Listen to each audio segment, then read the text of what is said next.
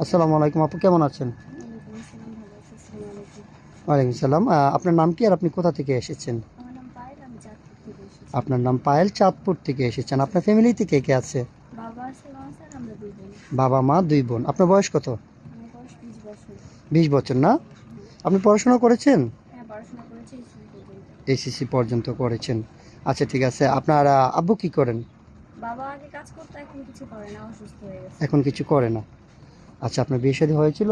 না, বিয়ে শাদী হয়নি। বিয়ে শাদী এখনো হয়নি, 20 বছর হয়েছে। এখন তো মোটামুটি 14-15 হইলে মেয়েদের বিয়ে শাদী হয়ে যায়, আপনার কেন হচ্ছে না? বিয়ে হচ্ছে না কারণ আমার ফ্যামিলি মানুষ অনেক গরিব, তাই বিয়ে শাদী যারা করতে আসে তারা যৌতুক হিসেবে অনেক টাকা পয়সা চায়, সেজন্য হচ্ছে না। ও আচ্ছা আচ্ছা, বুঝতে পেরেছি। যৌতুকের জন্য আপনার বিয়ে হচ্ছে না, হ্যাঁ?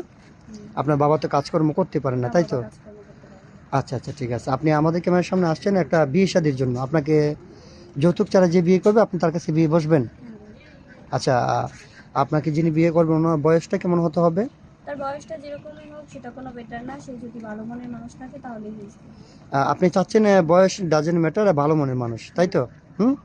আচ্ছা ঠিক আছে, ইনশাল্লাহ আমরা চেষ্টা করবো একটা ভালো মানুষের হাতে আপনাকে তুলে দিতে। অনেকের বয়স 40, 45, 50 বছর হয়ে যায়। ওইরকম বয়সের কোনো ভাই যদি বিয়ে শাদী করতে চায়, করবেন? হ্যাঁ, বলবো। মন থেকে বলছেন তো? মন থেকেই বলছি। আচ্ছা ঠিক আছে, ইনশাল্লাহ সমস্যা নাই।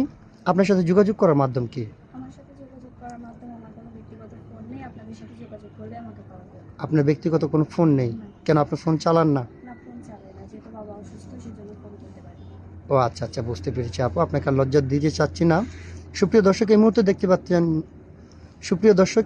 দেখতে পাচ্ছেন ডিসপ্লেতে একটি নাম্বার। এটা হচ্ছে আমাদের নাম্বার, ইউটিউব চ্যানেল কর্তৃপক্ষের নাম্বার। যদি কোনো ভাই পায়েল আপুর দায়িত্ব নিতে চান, তাহলে ওনার একটা ছবি স্ক্রিনশট মেরে পাঠিয়ে দিয়ে আমাদেরকে ভয়েস করবেন। আমাদের প্রতিনিধিরা আপনাদের সাথে যোগাযোগ করবে। পায়েল আপু, এখন কথা হচ্ছে আমরা এই ভিডিও তো পাবলিক করব। পাবলিক করার পরে অনেক প্রবাসী ভাই অথবা দেশি ভাই যদি আপনাকে বিয়ে শাদী করে, অনেকের বাচ্চা কাচ্চা হয় না, স্ত্রী মারা গেছে, স্ত্রী পরকীয়া করে চলে গেছে, ওইরকম যদি কোনো ভাই আপনাকে দ্বিতীয় স্ত্রী হিসেবে আপনাকে বিয়ে করতে চায়, বসবেন? হ্যাঁ, বসবো। বসবেন মন থেকে বলছেন? হ্যাঁ, মন থেকেই বলছি। আপনার ব্যক্তিগত তো কোনো পরে চাহিদা থাকবে না, পরে বলবেন না তো যে বয়স বেশি। বুঝে শুনে বলবেন না, কারণ আমরা বুঝে শুনেই বলতেছি। এই ভিডিও কিন্তু প্রমাণ থাকবে, হ্যাঁ? পরে বলবেন যে না, আমি বুঝতে পারি না, বিয়ে বসছি, আমি তোমার এখান থেকে চলে যাব। আচ্ছা, কারোর সাথে যদি আমরা ব্যক্তিগতভাবে বিয়ে শাদী দিয়ে দিই, প্রতারণা করবেন? না, প্রতারণা করবো না। অনেকেই কিন্তু বিয়ে শাদী করার পরে প্রবাসী ভাইয়ের আমাদেরকে কাছে কমপ্লেন করে যে ভাই, আমার স্ত্রী আমার 5 লাখ টাকা নিয়ে গেছে গা, 10 লাখ টাকা নিয়ে গেছে গা অন্য ছেলের সাথে ভাইগা। এমন কিছু পরিকল্পনা আছে আপনার?